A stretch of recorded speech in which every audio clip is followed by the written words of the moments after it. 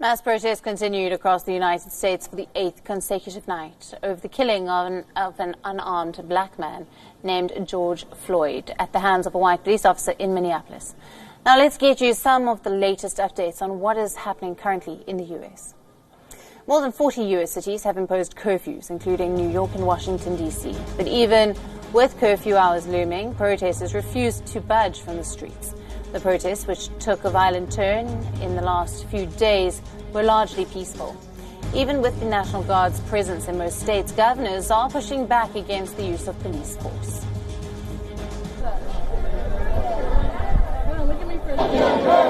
In the capital, demonstrators were back on the streets of Washington, D.C., violating the curfew to continue protesting. After yesterday's violent clashes, a black chain-link fence has been put up overnight to block access to the White House.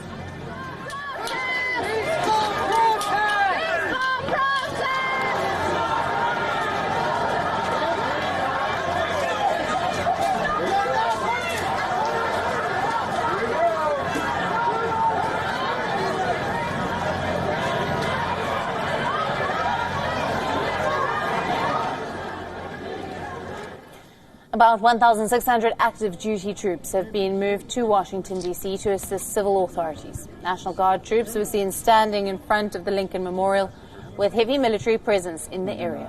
But protesters remained undeterred.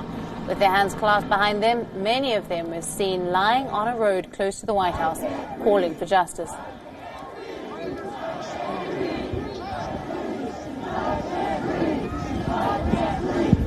Don't shoot!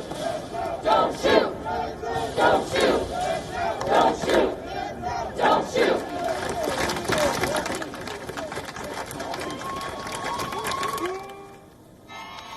Residents of New York City staged a peaceful protest outside Mayor Bill de Blasio's residence an hour before the city enforced curfew. For the first time since World War II, New York prolonged its first curfew for the full week. Nurses and healthcare workers in, police and National Guard troops on the scene. In Portland, protesters were seen lying on the streets of the city with their hands behind their backs. In Seattle, protesters were struck by tear gas as demonstrations turned violent.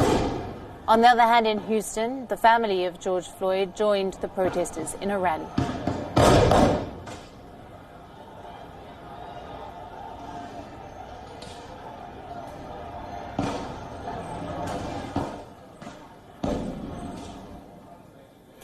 Police brutality is what protesters are condemning in the various protests across the United States. While some protests themselves have seen excessive use of force by the police officers, many of them have come ahead in support of the demonstrations.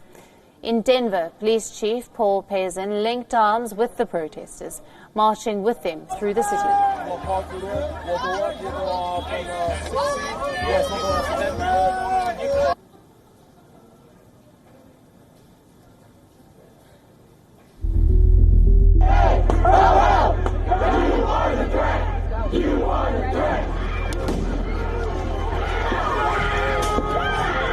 President Trump was signing an executive order. This is something that they were monitoring very closely. 18 months away, potentially.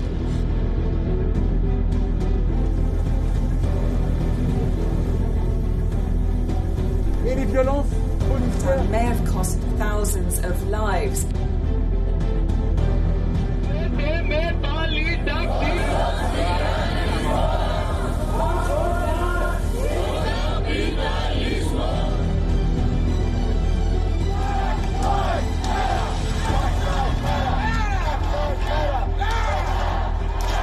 Of government to take strong action when it came. Lives matter! Black lives matter! Black lives matter! Black lives matter! Black lives matter! No peace! No justice! No peace! To the people! George Floyd! Mr. Johnson's at heart quite